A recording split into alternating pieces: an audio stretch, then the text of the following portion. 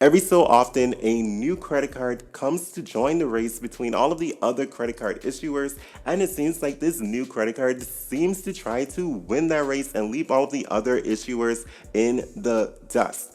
Remember when the Apple credit card came out and all of the buzz that was surrounding the Apple card? And this is really mainly due to number one, Apple's notoriety, but number two, Apple's approach to the credit card game. Apple was straight up and said there will be no fees and no hidden fees whatsoever with our credit card. And the thing that stood out the most about the Apple card is that it wouldn't impact your credit score if you did apply for the credit card. The only time it would impact your score is once you accepted their offer, which is completely different than what most of the credit card issuers do. So Apple really stood out, and a lot of people were really excited about this card, and there were a lot of videos here on YouTube. There's another new card looking to do somewhat of the same thing and have somewhat of the same impact, but within their own way and their own strategy. This brings us to the iconic card that is about to come out this month, according to their website.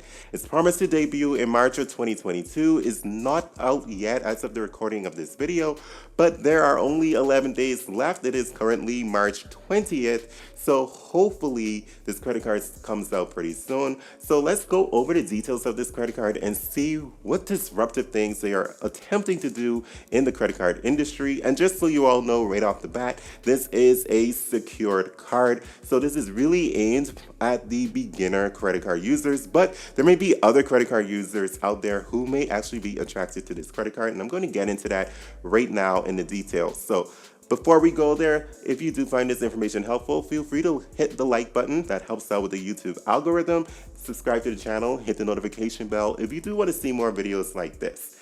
Alright guys, let's take a look at their website and see what the iconic card has to offer. Now with the iconic secured credit card, you have the opportunity to earn up to 8% cashback on purchases at your favorite merchants. Now, I'm not sure if this is going to be your favorite merchants more so than it's going to be the merchants that they offer to you on a rotating calendar basis. However, I digress. Some of the merchants are going to be Amazon, Whole Foods, Lyft, Starbucks. There's these two from companies that I don't know. If you do know them, please let me know in the comments down below what they're all about. But one seems to be about coffee because it's Blue Bottle Coffee. And then there's another one. I have no idea what this logo is. So please let me know in the comment section down below if you happen to know what store or restaurant that logo is representing. And then they say that there will be more. However, the interesting part comes when we scroll down below to the 2.1% fixed rate cashback, because this seems to affect the higher cashback reward category, and I'll explain that as we read through it. So we see that you have the opportunity to earn 2.1% cashback as a fixed rate on everyday purchases. However, it makes me think just a little something, and I'm going to get into that. The first line that we read is, "Say goodbye to the games." However, I do think there's a little bit of a game that's going on here, and I'll explain it. And let's go on to everything else that they're saying on this right now. If you haven't earned at least 2.1% across all your merchant rewards each month, you'll earn a fixed rate of 2.1% across all purchases. Now, that statement is very significant, and I'll explain why. That in particular tells me that 5% cashback reward that you earned at Amazon can actually be impacted by the rest of your transactions that you make throughout the rest of the month, because obviously there is a potential that all of the other transactions that you're making are going to fall below that 2.1%, and I'm not sure if every single transaction is going to have a cashback percentage before you get bumped up to that 2.1%. So the way that I don't like this is that the 2.1% is being factored after you've made all of your transactions instead of being factored at the moment you make your transaction. And that is key because it impacts the other category just the way that this is worded, and that is what it's communicating to me. If this is not what Iconic wants to communicate, then they really need to work on their marketing. So basically, let's use some math here. On a spend on a total transactions of $850 throughout an entire month, the amount of cashback that you should get at a base rate of 2.1% would be $17.85. Now, let's say that $100 out of that $850 went towards the purchase at Amazon.com and you earned 5% cash back. So that would give you $5. Let's say that the remaining $750 earned is getting a cashback rate at 1%. And of course, I don't know if this is how this credit card is specifically going to work because Iconic doesn't exactly state so. So we're going to use 1% because that's typical across most credit cards that do have a higher earning opportunity or a higher earning category. So at 1% at $750, that's going to be $7.50. Now in total, that will add up to $12.50, which definitely falls short of the 2.1%.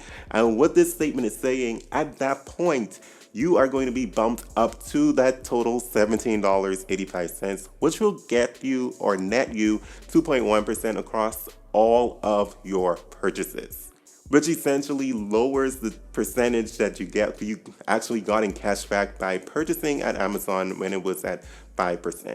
If you understand the power of averaging. I don't understand why they're doing it this way, but it's a creative way to really capture people's attention. And that is something that I kind of don't like when credit card companies do this.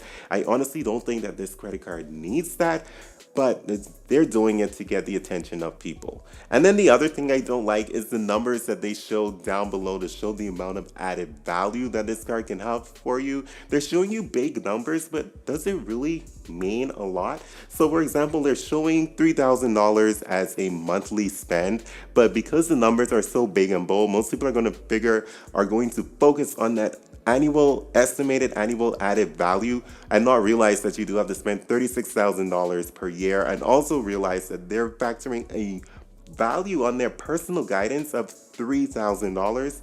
So the actual value that you're really getting is the 2.1% in an estimated value, but they're giving you another value of a service that we're not sure yet if it's going to be useful or not. And here's one more thing that a lot of people may not even be aware of because it's buried in their terms and conditions. It's not even advertised on the website. So they're taking somewhat of the approach that the Citi Double Cash Back card took, which is you make 1% on your purchases and 1% when you pay back. With this credit card, you're going to earn your cash back as you pay your statements in full or pay your balance in full. That's when you're going to be getting your cash back. You're not going to earn it right away. You're going to earn it after they get their money back from you.